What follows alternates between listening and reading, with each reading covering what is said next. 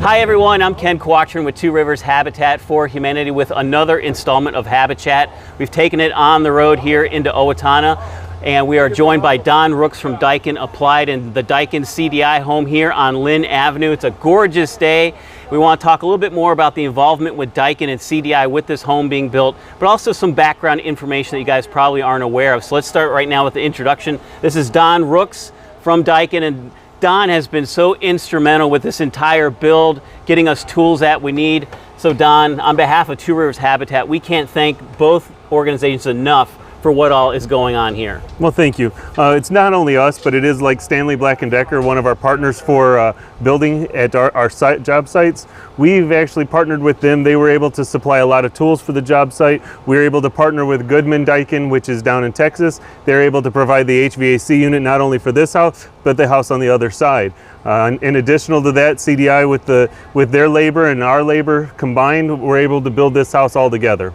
And from a financial standpoint, Daikin donated $75,000. CDI, they donated $25,000. But beyond the financial part, you guys have a lot of the volunteers coming from your staff. Correct, and we allow our employees to up to 16 hours a year for volunteerism, and they've been signing up constantly. I think we have volunteers going all the way out till end of July now, where both employees from CDI and Daikin show up to the job site every morning to build this house.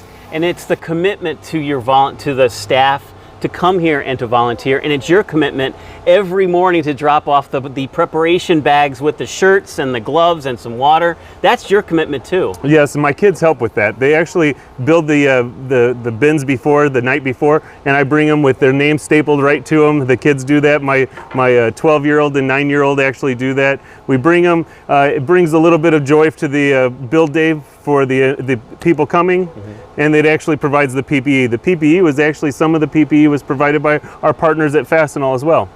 And what's great is Daikin is a global corporation. Yes. To me, it's amazing on how a company that's so global like Daikin is so involved in the community. It goes beyond a habitat home. You guys help with the soccer fields and other things around town. Yes, and so we want to be a part of the communities that we're in. We don't just want to be in the community. So for here in Owatonna, just one of the simple things that we've done is these soccer fields. We have the soccer complex up on the northeast side. It's called the Daikin Soccer Complex. We sponsor a Relay for Life run called Daikin Dash every year, and there's other things throughout the community we do.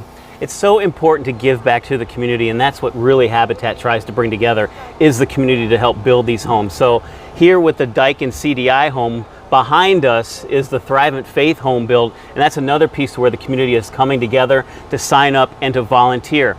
Now, Don reached out to me, this has been January of last year, and we just talked about, oh, maybe we might be able to do it. Then the pandemic hit, and then we stopped talking for a while. Then we re-engaged last summer, and by the time we got into early fall of last year, you said, we're ready to go. I think we can do this, and here we are today. How does that feel on your heart, knowing that the board signed off on it, and here we are today? It touches me, truly it does. It was, for our board to actually step up and actually approve this project was amazing, especially in Owatonna. We are a global company, and this just shows our commitment to our small towns that we're in.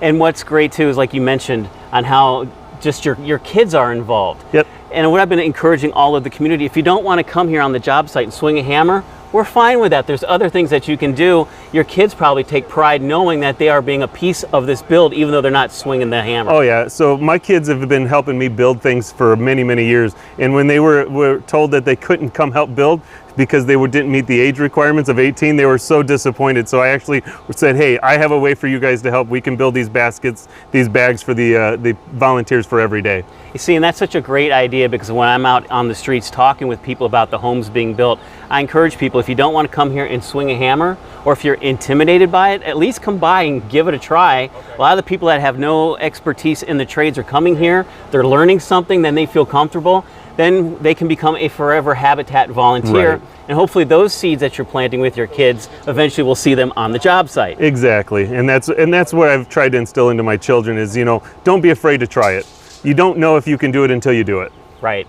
And so if you don't, again, want them to come on here, think of some outside thinking as far as maybe being able to bless the two families coming to these properties. I know we have a couple churches making quilts. I've encouraged people, make toolkits for the families and put some gifts in them.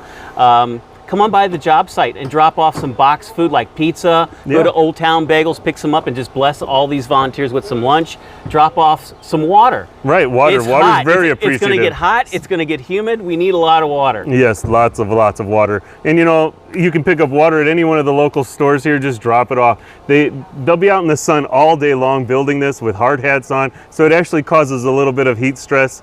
We hope that there's nothing like that happens here, but yes. So what is the overall feel at the plant right now, knowing that all this activity is going on? Because we had to wait a while for it to happen, and we have weekly conversation with the management at Daikin and CDI and Two Rivers Habitat for Humanity. For a while, there's like, the guys just want to get going, the ladies just want to get going. Now that things are moving on, what's the atmosphere like knowing that this is actually happening? So are we on track? What else do they need? What else can we do for them? They continuously ask from all levels of the organization. Each one of the sites are actually participating, and we've got people traveling down from Minneapolis, St. Paul to come do this build on a daily basis, along with people from the local Owatonna, Faribault, and Faribault North plants. They all come here to not only help participate in building, but also for team building for themselves. So it actually helps build them as a team, working together side by side with their hands. And that's so important, because when I'm out talking to the community, I try to emphasize team building. Yes. You know, we've been stuck in our businesses, we've been stuck at home, people want to get out and do things. What a better opportunity to get 4 or 5 folks from a business and come here on the job site and get that camaraderie going once again, and hopefully the team build here will then move back to the business. And there's a lot of that with the, you know, a lot of the factories have been open. We were an essential business the entire time, so our employees were, our floor employees were working side by side, but the office employees had to work from home because it was a state mandate. With the state mandate being lifted and being able to come back as a group to build, that builds on that team building, because some of our employees have never even met each other because of the working from home. And from what I've just heard from our talks that we have every week, it's so great to hear the excitement on that video call that we have. Tom from CDI outward thinking a lot of great ideas. Tom's trying to get a drone to shoot video, because you can only shoot this perspective for so long, but we want to show how big this lot is, show the activity of the volunteers here on the Daikin side, but also over on the Mosier side. And it's just, we just love to see the entire community rallying around what's going on here on these properties. Yes. Because it does take a community to make this happen. And it does, it really does. For a house build like this, it takes about 480 volunteer days, if you will, from a build perspective, and that's where we came in as a commitment between ourselves and CDI to provide that to Habitat to build this house. But the other house on the other side is going to take just as much, will it not? Yeah, you're exactly right. So as far as the pacing goes, I think there's about a 2 or 3 week difference. The home on Mosier will actually go up a little bit faster too, because it's not as big as this home. But again, it just takes the community to come here and be a part of what we're doing. And we do have an opportunity for you to sign up on our digital calendar at tworivershabitat.org. Go on to the volunteer page and you'll see all of the openings that are available for you to come on to the job site and do that team building, whether it's with an organization, another nonprofit, whether it be a family, but we are asking people to come on the job site 18 and over for obvious reasons. Yep. So Daikin down the road, what other things are going on in the community? You have your... The Daikin Dash is usually around in September. That is a 5K starting at it's part of Relay for Life, and it starts down at the fairgrounds and runs around that community area right there.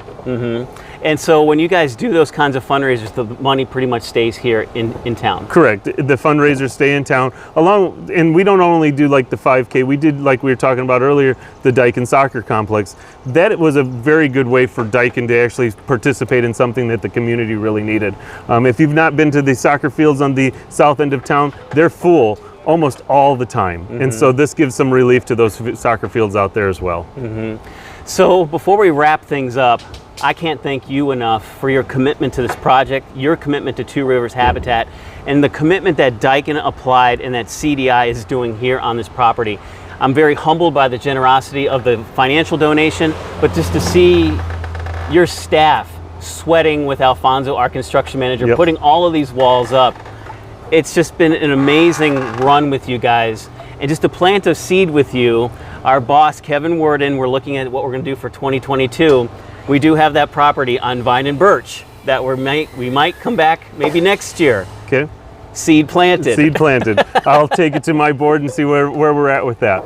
Is there any last thing that you want to close with to share with our viewers today? Well, thank you for letting us be a part of this, really. It's touching to all of Daikin Applied and Daikin as a whole.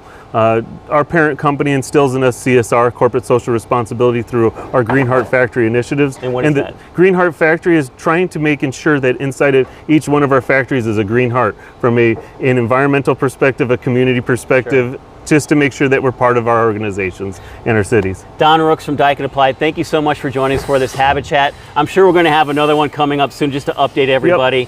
So thank you so much for watching, and we'll be having another HabitChat very soon.